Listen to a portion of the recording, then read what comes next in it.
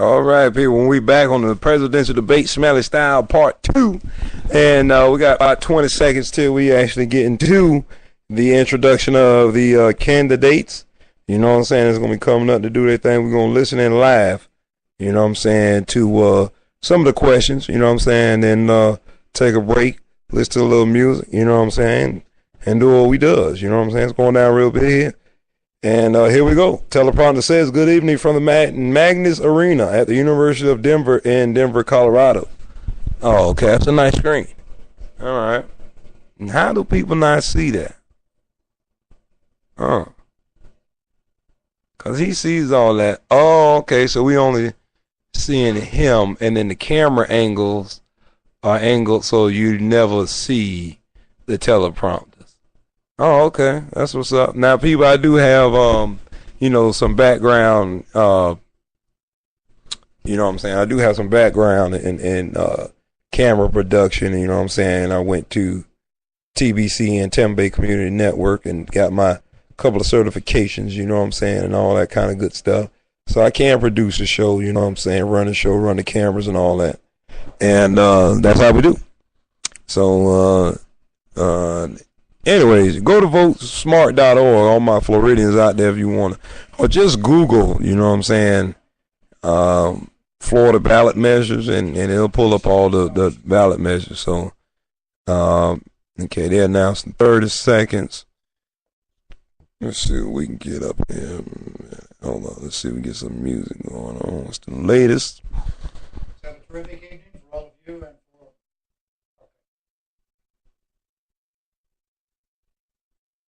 Okay, whatever the hell he was just saying, he should have kept it simple, like my boy Deuce say. I'm gonna keep it simple. Here we go.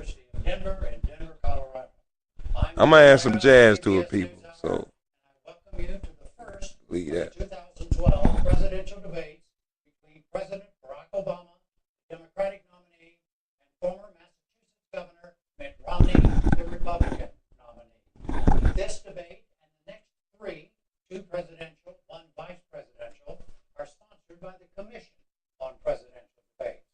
Tonight's 90 minutes will be about domestic issues and will follow a format. It's going to be about smoking too, so. There will be 6 roughly 15-minute segments with 2-minute answers for the first question. There's going to be a smoke break too, so. For the remainder of each segment. Thousands of people offered suggestions on segment subject or questions via the internet and other means, but I made the final selections, and for the record, they were not submitted for approval to the commission or the candidates. Yeah. Segments, as I announced in advance, will be 3 on the economy and 1 each on health care, the role of government, and governing, with an emphasis throughout on differences, specifics, and choices. Both candidates will also have 2-minute closing statements. The audience here in the hall has promised to remain silent. Yeah, No not cheers, me.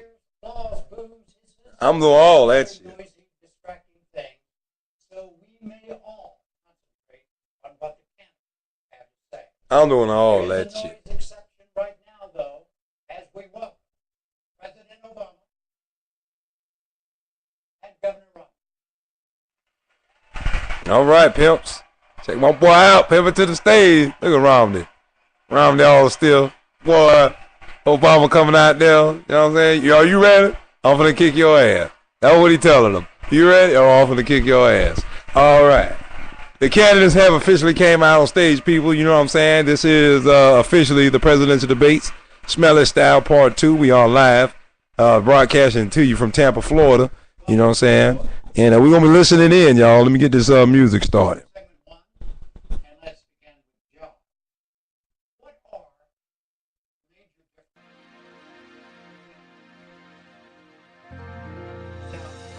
differences? About 80 thoughts. You have 2 minutes. Each of you have 2 minutes. All right, here we go. The coin toss is determined President Hoover. Well, thank you very much, Jim, for this opportunity. I want to thank Governor Romney of the University of Denver for his hospitality. There are a lot of points I want to make tonight, but the most important is that 20 years ago, I became the luckiest man on earth because Michelle Obama agreed to marry me. And so I just want to wish, sweetie, you happy anniversary and let you know that a year from now, we will not be celebrating it in front of 40 million people. 4 years ago, we went through the worst financial crisis since the Great Depression. Millions of jobs were lost. The auto industry was on the brink of collapse. The financial system had frozen up. And because of the resilience and the determination of the American people, we've begun to fight our way back. Over the last 30 months, we've seen 5 million jobs in the private sector created. The auto industry has come roaring back, and housing has begun to rise. But we all know that we've still got a lot of work to do. So the question here tonight is not where we've been, but where we're going. Governor Romney has a perspective that says if we cut taxes, skew towards the wealthy, and roll back regulations, that we'll be better off. I've got a different view. I think we've got to invest in education and training. I think it's important for us to develop new sources of energy here in America, that we change our tax code to make sure that we're helping small businesses and companies that are investing here in the United States, that we take some of the money that we're saving as we wind down 2 wars to rebuild America, and that we reduce our deficit in a balanced way that allows us to make these critical investments. Now, ultimately, it's going to be up to the voters, to you, which path we should take. Are we going to double down on the top-down economic policies that help to get us into this mess, or do we embrace a new economic patriotism that says America does best when the middle class does best? And I'm looking forward to having that debate. Governor Romney, 2 minutes. Thank you, Jim. I'll be here with you, and I appreciate the chance to be with the President. I'm pleased to be at the University of Denver. I appreciate their welcome, and also the Presidential Commission on these debates.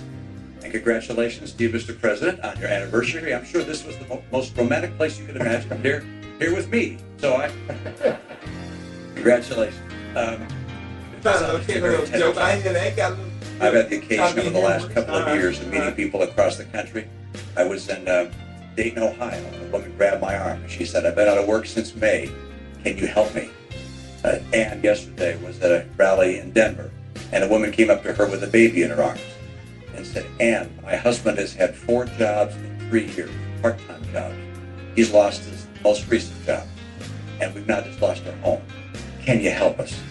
And the answer is yes, we can help, but it's going to take a different path, not the one we've been on, not the one the President describes as a top-down cut taxes for the rich. That's not what I'm going to do. My plan has 5 basic parts. 1, get us energy independent, North American energy independent. That creates about 4 million jobs. Number 2, open up more trade, particularly in Latin America. Crack down on China if and when they cheat. Number 3, make sure our people have the skills they need to succeed, and the best schools in the world. We're far away from that now. Number 4, get us to a balanced budget. Number 5, champion small business. It's small business that creates the jobs in America. And over the last 4 years, small business people have decided that America may not be the place to open a new business because new business startups are down to a 30-year low. I know what it takes to get small business growing again, to hire people. Now I'm concerned that the path that we're on has just been unsuccessful. The President has a view very similar to the view he had when he ran 4 years ago, that a bigger government, spending more, taxing more, regulating more, if you will, trickle-down government would work. That's not the right answer for America. I'll restore the vitality that gets America working again. Thank you. Mr. President, please respond directly to what the governor just said about trickle-down. His trickle-down approach. As he said years ago. Well, let me talk specifically about what I think we need to do. First, we've got to improve our education system. And we've made enormous progress drawing on ideas both from Democrats and Republicans that are already starting to show gains in some of the toughest to deal with. We've got a program called Race to the Top that has prompted reforms in 46 states around the country, raising standards, improving how we train teachers. So now I want to hire another 100,000 new math and science teachers and create 2 million more slots in our community colleges so that people can get trained for the jobs that are out there right now. And I want to make sure that we keep tuition low for our young people. When it comes to our tax code, Governor Romney and I both agree that our corporate tax rate is too high. So I want to lower it, particularly for manufacturing, taking it down to 25%. But I also want to close those loopholes that are giving incentive for companies that are shipping jobs overseas. I want to provide tax breaks for companies that are investing here in the United States. On energy, Governor Romney and I, we both agree that we've got to boost American energy production. And oil and natural gas production are higher than they've been in years. But I also believe that we've got to look at the energy sources of the future, like wind and solar, and biofuels, and make those investments. So all of this is possible. Now, in order for us to do it, we do have to close our deficit. And one of the things I'm sure we'll be discussing tonight is how do we deal with our tax code?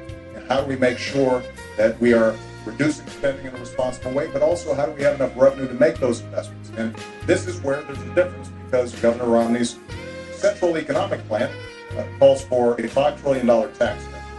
On top of the extension of Bush tax cuts, that's another $1 trillion. And $2 trillion in additional military spending that the military hasn't asked for. That's $8 trillion.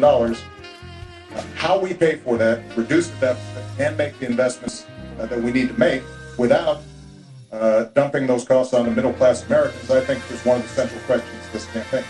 Both of you have spoken about a lot of different things. We're going to try to get through them in as specific a way as we possibly can. But first, Governor Romney, do you have a question that you'd like to ask the president directly about something he just said? Well, sure. I'd like to clear up the record and go through piece by piece. First of all, I don't have a $5 trillion tax cut. I don't have a tax cut of the scale that you're talking about. My view is that we ought to provide tax relief to people in the middle class. But I'm not going to reduce the share of taxes paid by high-income people. High-income people are doing just fine in this economy. They'll do fine whether you're president or I am.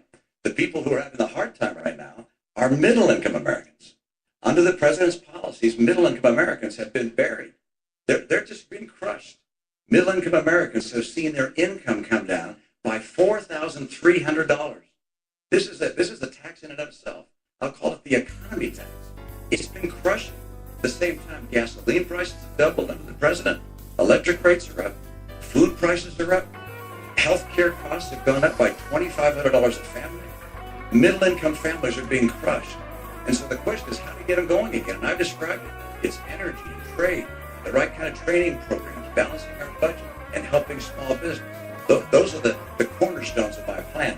But the president mentioned a couple of other ideas. I'll just note. First, education. I agree. Education is key, particularly the future of our economy.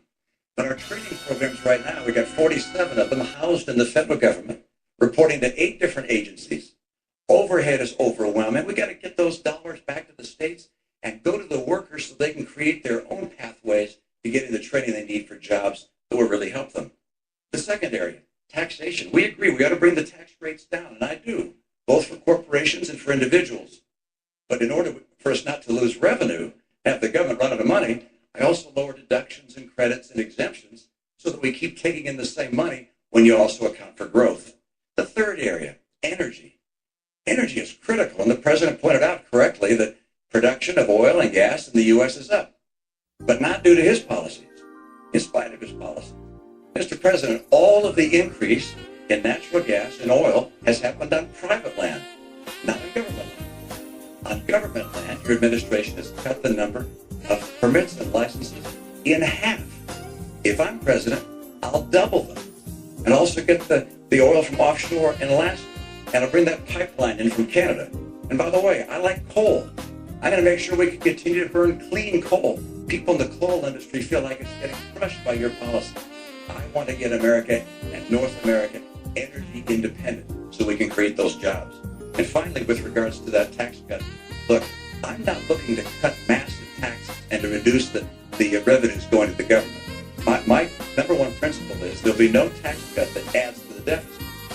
I want to underline that. No tax cut that adds to the deficit. But I do want to reduce the burden being paid by middle-income Americans. And I happen to do that. That also means I cannot reduce the burden paid by high-income Americans. So any language to the contrary is simply not accurate. President? Well, I think let's talk about taxes, because I think it's instructive. Now, 4 years ago when I stood on this stage, I said that I would cut taxes for middle class families. And that's exactly what I did. We cut taxes for middle class families by about $3,600. And the reason is because I believe that we do best when the middle class is doing well. And by giving them those tax cuts, they had a little more money in their pocket. So maybe they can buy a new car. They are certainly in a better position to weather the extraordinary recession we went through. They can buy a computer for their kid who's going off to college, which means they're spending more money, businesses have more customers, businesses make more profits, and then hire more workers. Now, Governor Romney's proposal that he's been promoting for 18 months calls for a $5 trillion tax cut on top of $2 trillion of additional spending for our military.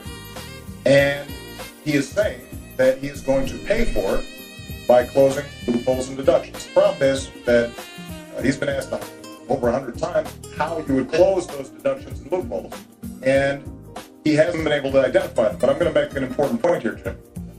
When you add up all the loopholes and deductions that upper income individuals are currently taking advantage of, you take those all away, you don't come close to paying for $5 trillion in tax cuts and $2 trillion in additional military spending.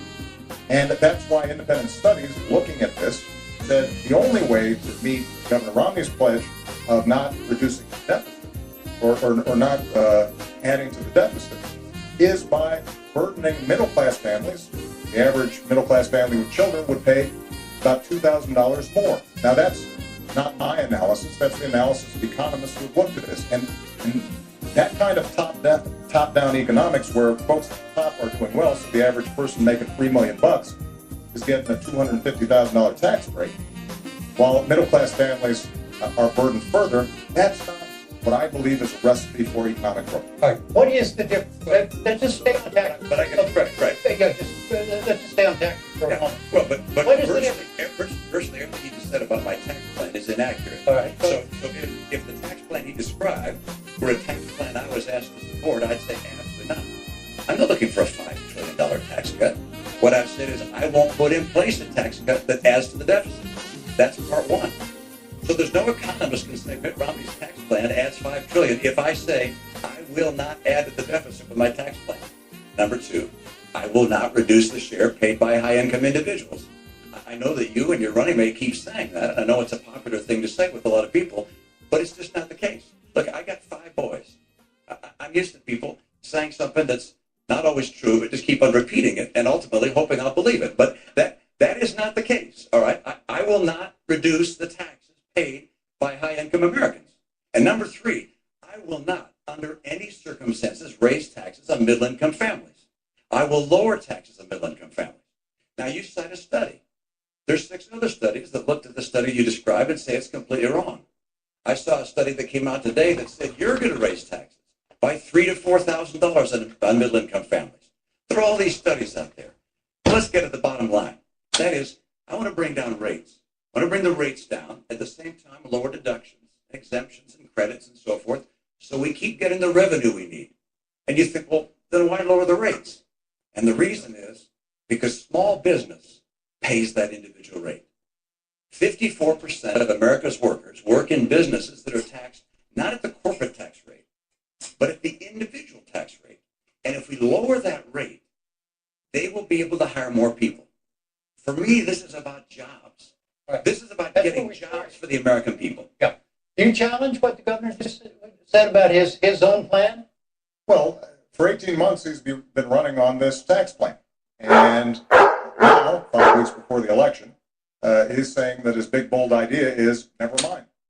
And the fact is that if you are lowering the rates, the way you described, Governor, then it is not possible to come up with enough deductions and loopholes that only affect high-income individuals to avoid either raising the deficit or burdening the middle class.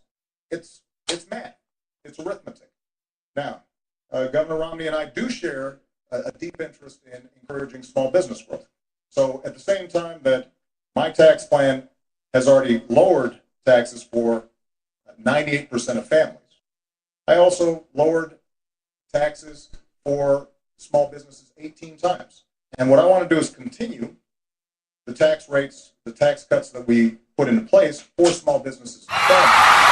But I have said that for incomes over $250,000 a year, that we should go back to the rates that we had when Bill Clinton was president, when we created 23 million new jobs, went from deficit to surplus, and created a whole lot of millionaires to boot. And the reason this is important is because by doing that, we can not only reduce the deficit, we can not only encourage job growth through small businesses, but we're also able to make the investments that are necessary in education or in energy.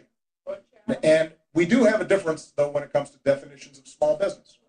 Now, under my plan, 97% of small businesses would not see their income taxes go up. Governor Romney says, well, those top 3%, they're the job creators, they'd be burdened. But under Governor Romney's definition, there are a whole bunch of millionaires and billionaires who are small businesses. Donald Trump is a small business. And I know Donald Trump doesn't like to think of himself as small anything, but that's how you define small businesses if you're getting business income. And that kind of approach, I believe, will not grow our economy, because the only way to pay for it without either burdening the middle class or blowing up our deficit is to make drastic cuts in things like education, making sure that we are continuing to invest in basic science and research, all the things that are helping America grow. And I think that would be a mistake. All right. Jim, let me just come back on that point, which Just is for the these record, small businesses we're talking about. Excuse me, just so everybody understands. Yeah. We're way over our first 15 That's minutes. fun, isn't it? It's okay, it's great. That's great. No problem. No, you don't have a problem. I don't have a problem, because we're still on the economy. But we're going to come back to taxes and we're going to move on to the deficit and a lot of other things too. Okay, but go ahead, sir. You bet. Well, Mr. President, you're absolutely right, which is that with regards to 97% of the businesses are not taxed at the 35% tax rate. They're taxed at a lower rate. But those businesses that are in the last 3% of businesses happen to employ half of all the people who work in small business. Those are the businesses that employ 1/4 of all the workers in America. And your plan is to take their tax rate from 35% to 40%. Now, I talked to a guy who has a very small business. He's in the electronics business in St. Louis. He has 4 employees. He said he and his son calculated how much they pay in taxes. Federal income tax, federal payroll tax, state income tax, state sales tax, state property tax, gasoline tax. It added up to well over 50% of what they earned. And your plan is to take the tax rate on successful small businesses from 35% to 40%. The National Federation of Independent Businesses has said that will cost 700,000 jobs. I don't want to cost jobs. My priority is jobs. And so what I do is I bring down the tax rates, lower deductions and exemptions. The same idea behind Bowles-Simpson, by the way. Get the rates down, lower deductions and exemptions to create more jobs, because there's nothing better for getting us to a balanced budget than having more people working, earning more money, paying more taxes. That's by far the most effective and efficient way to get this budget balanced. Jim, you may want to move on to another topic, but I would just say this to the American people.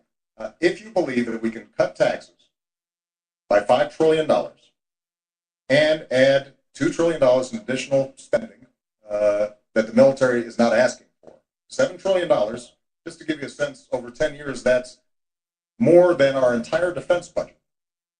And you think that by closing loopholes and deductions for the well-to-do, somehow you will not end up picking up the tab, then Governor Romney's plan may work for you. But I think math, common sense, and our history shows us that's not a recipe for job growth. Well, look, we've tried this. We've tried both approaches. The approach that Governor Romney is talking about is the same sales pitch that was made in 2001 and 2003. And we ended up with the slowest job growth in 50 years. We ended up moving from surplus to deficits, and it all culminated in the worst financial crisis since the Great Depression. And Bill Clinton tried the approach that I'm talking about. We created 23 million new jobs. We went from deficit to surplus, and businesses did very well. So in some ways, we've got some data on which approach is more likely to create jobs and opportunity for Americans And I believe that the economy works best when middle-class families are getting tax breaks so that they've got some money in their pockets. And those of us who have done extraordinarily well because of this magnificent country that we live in, that we can afford to do a little bit more to make sure we're not blowing up the deficit. Jim said the president began this segment, so I think I get the last word. So Well, I'm going to take. you're going to get the first word in the next segment. Well, but he gets the first word of that segment. I get the last word of that segment. I hope. Let me just make this comment. First of all, let me repeat what I said. I'm not in favor of a $5 trillion tax cut. That's not my plan. My plan is not to put in place any tax cut that will add to the deficit. That's part one. So you may keep referring to it as a $5 trillion tax cut, but that's not my plan. Number two, let's look at history. My plan is not like anything that's been tried before. My plan is to bring down rates, but also bring down deductions and exemptions and credits at the same time, so the revenue stays in, but that we bring down rates to get more people working. My priority is putting people back to work in America. They're suffering in this country. And we talk about evidence. Look at the evidence of the last 4 years. It's absolutely extraordinary. We've got 23 million people out of work or stopped looking for work in this country. Right. We got when the president took office, 32 million people on food stamps, 47 million on food stamps today. Economic growth this year slower than last year, and last year slower than the year before. Going forward with the status quo is not going to cut it for the American people who are struggling today. All right, let's talk, because we're still on the economy. This is theoretically now a second segment still on the economy, and specifically on what to do about the federal deficit, the federal debt. And the question, you each have 2 minutes on this, and Governor Romney, you go first because the President went first on segment one. Yeah. And the question is this: what are the differences between the two of you as to how you go about tackling the deficit problem in this country? Oh, good. I'm glad you raised that, and it's a critical issue. I think it's not just an economic issue. I think it's a moral issue. I think it's frankly not moral for my generation to keep spending massively more than we take in, knowing those burdens are going to be passed on to the next generation. And they're going to be paying the interest and the principal all their lives. And the amount of debt we're adding at $1 trillion a year is simply not moral. So how do we deal with it? Well, mathematically, there are 3 ways that you can cut a deficit. One, of course, is to raise taxes. Number 2 is to cut spending. And number 3 is to grow the economy. Because if more people work in a growing economy, they're paying taxes, and you can get the job done that way. The president would prefer raising taxes. I understand. The problem with raising taxes is that it slows down the rate of growth, and you can never quite get the job done. I want to lower spending and encourage economic growth at the same time. What things would I cut from spending? Well, first of all, I will eliminate all programs by this test if they don't pass it. Is the program so critical it's worth borrowing money from China to pay for it? And if not, I'll get rid of it. Obamacare is on my list. I apologize, Mr. President. I use that term with all respect. I like it. Good. Okay, good. So I'll get rid of that. I'm sorry, Jim. I'm going to stop the subsidy to PBS. I'm going to stop other things. I like PBS. I love Big Bird. Actually, like you too. But I'm not going to keep on spending money on things to borrow money from China to pay for. So that's number 1. Right. Number 2, I'll take programs that are currently good programs, but I think could be run more efficiently at the state level and send them to state. Number 3, I'll make government more efficient. I'm going to cut back the number of employees, combine some agencies and departments. My cutbacks will be done through attrition, by the way. This is the approach we have to take to get America to a balanced budget. The president said he'd cut the deficit in half. Unfortunately, he doubled it. $1 trillion deficits for the last 4 years. The president's put in place as much public debt, almost as much debt held by the public as all prior presidents combined. Mr. President, 2 minutes. When I walked into the Oval Office, I had more than $1 trillion deficit greeting me. And we know where it came from. 2 wars that were paid for on a credit card, 2 tax cuts that were not paid for, and a whole bunch of programs that were not paid for, and then a massive economic crisis. And despite that, what we've said is, yes, we had to take some initial emergency measures to make sure we didn't slip into a Great Depression. But what we've also said is, let's make sure that we are cutting out those things that are not helping us grow. So 77 government programs, everything from aircrafts that the Air Force had ordered but weren't working very well, 18 government programs for education that were well-intentioned, but weren't helping kids learn. We went after medical fraud in Medicare and Medicaid very aggressively, more aggressively than ever before, and have saved tens of billions of dollars.